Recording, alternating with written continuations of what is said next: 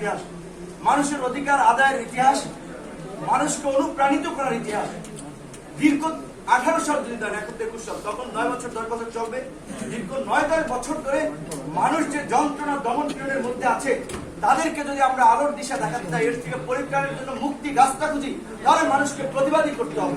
সুতরাং আমাদেরকে হার মানা যাবে না। যদি আমরা হার মানি, তাহলে ছাত্র সমাজের ইতিহাসে একটা কলঙ্কিত অধ্যায় রচিত হবে যে এত বড় আন্দোলন, এত ছাত্ররা পার্টিসিপেট করেছিল। 9 এপ্রিল, 10 এপ্রিল, 11 এপ্রিল 3 দিন সমস্ত বাংলাদেশে এক প্রকার ব্লক হয়ে গিয়েছিল। সমস্ত বিশ্ববিদ্যালয় কলেজের ছাত্ররা দলমত নির্বিশেষে এই আন্দোলনে জয়েন করেছিল। সে আন্দোলন যদি ব্যর্থ হয়, বাংলাদেশের ছাত্র আন্দোলন গড়ে উঠবে না। আমরা সেই জিদ নিয়ে আমরা সেই আন্দোলনকে সফল করেছিলাম। অনেকে জেলে গিয়েছে, অনেকে আহত হয়েছিলেন, অনেকে নিজেকে গুটিয়ে নিয়েছিলেন আন্দোলন থেকে। কিন্তু তারপরেও কিন্তু আমরা আমাদের নিজেদের নেতৃত্ব ত্যাগ তিতিক্ষার মধ্যে দিয়ে সেই আন্দোলনকে সফল করেছিলাম। তার প্রতিদান কিন্তু ছাত্র আমাদেরকে দিয়েছে। যখন 28 বছর পরে ডাকসু নির্বাচন হয়েছে, এই প্রতিকূল পরিবেশের মধ্যেও, যেখানে ঢাকা বিশ্ববিদ্যালয়, আমি একাধিকবার বলেছি, ঢাকা বিশ্ববিদ্যালয়ে আধুনিক দাসত্বের একটা কারখানা। ছাত্ররা মানে প্রভিসি হচ্ছে বিশ্ববিদ্যালয়ের একটা পদ, কিন্তু এখন ছাত্ররা বলছে যে প্রোগ্রামের বিনিময়ে সিট। ছাত্রলীগের প্রোগ্রাম করলে হলে থাকা যায়, না হলে হলে থাকা যায়। এবং এটা শুধুমাত্র ছাত্রলীগের বেলায় না, এর আগেও যারা সরকারি দল ছিল তাদের ক্ষেত্রে একই চর্চা হয়েছে। সেই জায়গা থেকে ভোটের সময় ছাত্ররা কিন্তু নীরব বিপ্লব ঘটিয়ে দিয়েছিল। এখানে গোয়েন্দা সংস্থার 2-4 জন প্রতিনিধি আছেন, তারা আমাদের বিভিন্ন তথ্য সরকার, তাদের কাজ হচ্ছে ইনফরমেশন দেওয়া। সেই ডাকসু নির্বাচনে সেই গোয়েন্দা সংস্থা যারা সাথে উপস্থিত ছিল, তারাই বলেছিল আপনারা 11টা পদে জয়লাভ করেছিলেন, ছাত্রলীগ মাত্র 3টা পদে জয়লাভ করেছিল। ক্ষমতাসীন দল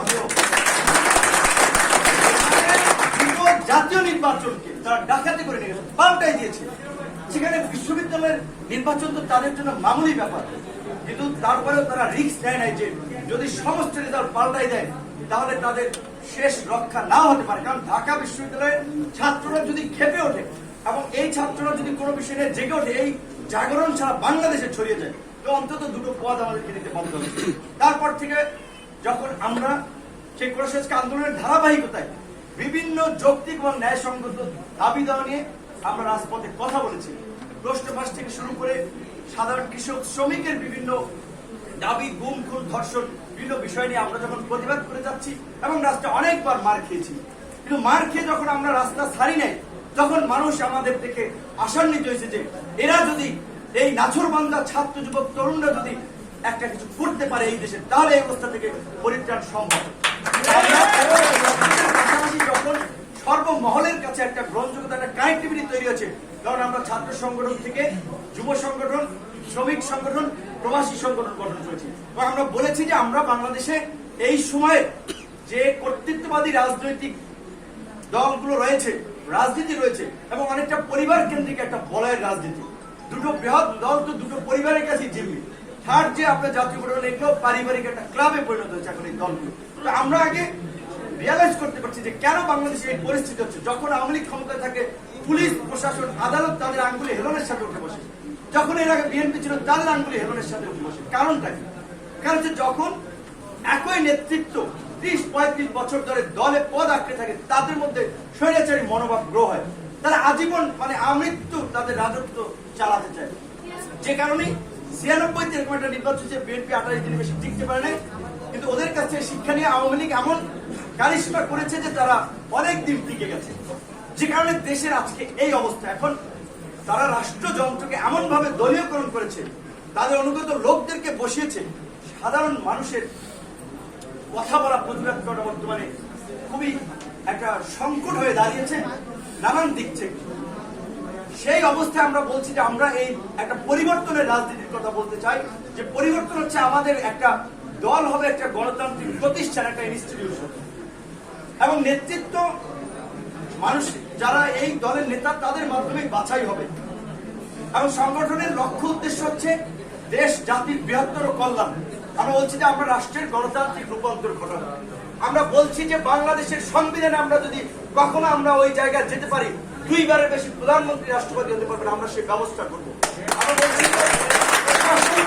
যদিও কাগজে কলমে আছে বিচার বিভাগ নির্বাহী বিভাগ থেকে আলাদা, কিন্তু বাস্তবিক অর্থে সেটা নাই। কারণ এক্সাম্পল আপনারা দেখছেন, পিরোজপুরে একজন বিচারপতি ক্ষমতাসীন দলের একজন নেতা এবং তার ওয়াইফের বিরুদ্ধে রায় দেওয়ার কারণে 4 ঘন্টার মধ্যে তাকে কিন্তু বদলি করেছে। এই ঘটনাটা অহরহ, এটা আপনারা জানেন প্রশাসনের কি পরিমাণ দলীয় করেছে। কিন্তু আমেরিকার কিছুদিন আগে নির্বাচনটা যদি দেখেন, সেখানে যে পরিস্থিতি হয়েছিল, ট্রাম্প যে ইলেকশনে জিতেছিল, সেখানে ট্রাম্প একটা পাগলামো করেছিল, ক্ষমতা ছাড়বে না, ক্যাপিটাল হিলে তার সমর্থকদের হামলা, নানান ধরনের একটা অপ্রীতিকর পরিস্থিতি তৈরি করেছিল। বা আমেরিকার জেনারেলরা, 3 বাহিনী প্রধানরা প্রেস কনফারেন্স করে বলেছে যে আমরা আমেরিকার জাতির মূল্যবোধ এবং সংবিধানকে রক্ষা করার জন্য শপথ নিয়েছি, কোন রাজা রানীকে রক্ষা করার জন্য না। দ্যাট ইজ ট্রাম্প রেস্ট্রিক্ট করার 14 সালের নির্বাচন যখন একটা ভোটারবিহীন নির্বাচন হয়েছে, বাংলাদেশে স্বাভাবিকভাবে রাজনৈতিক দলগুলো সবসময় পরিস্থিতি উত্তরণের জন্য আন্দোলন সংগ্রামকে একমাত্র পথ হিসেবে বেছে নিয়েছে। সেখানে বিরোধী দল আন্দোলন করেছে, সরকারি দলও ঘি ঢেলেছে, ভুক্তভোগী কাছে সাধারণ মানুষ পুড়ে মরেছে।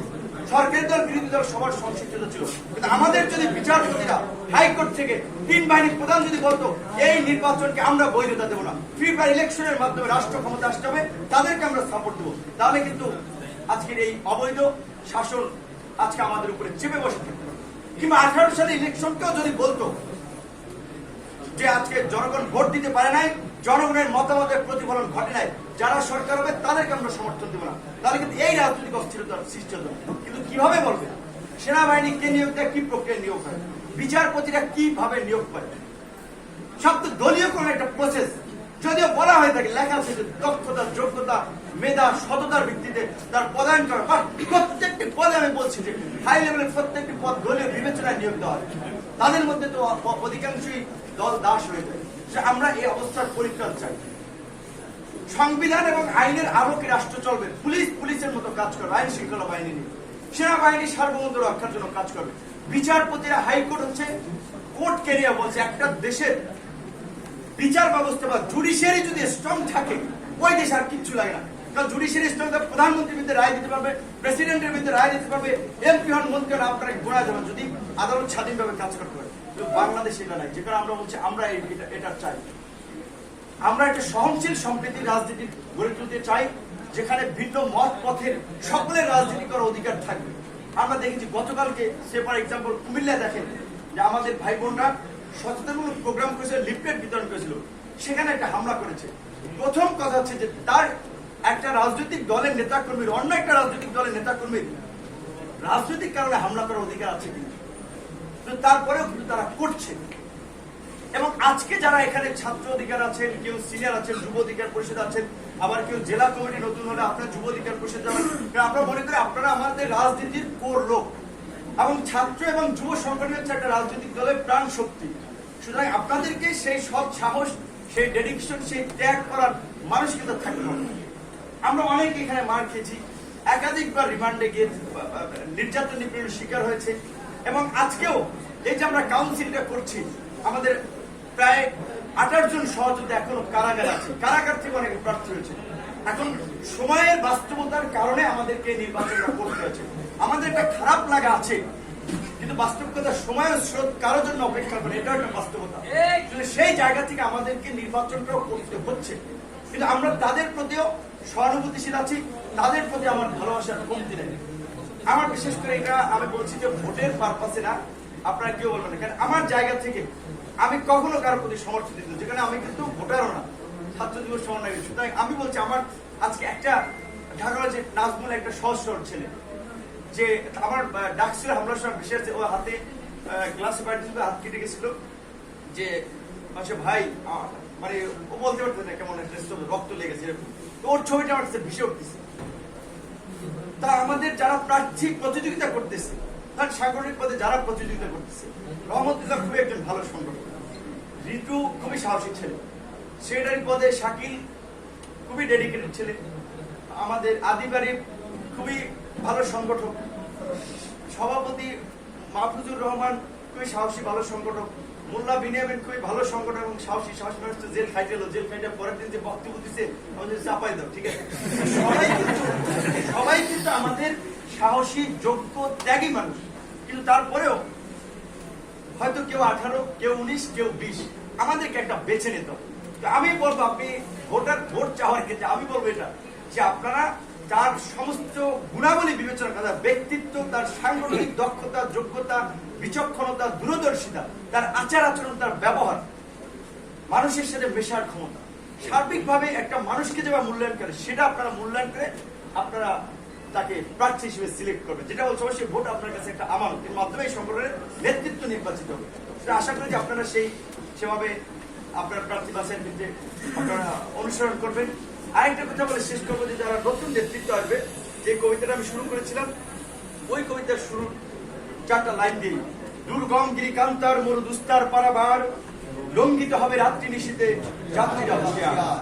দুলিতেছে তরি, ফুলিতেছে জল, ভুলিতেছে মাঝি পথ, ছিড়িয়াছে পাল, কে ধরিবে হাল, আছে কারে হিম্মত।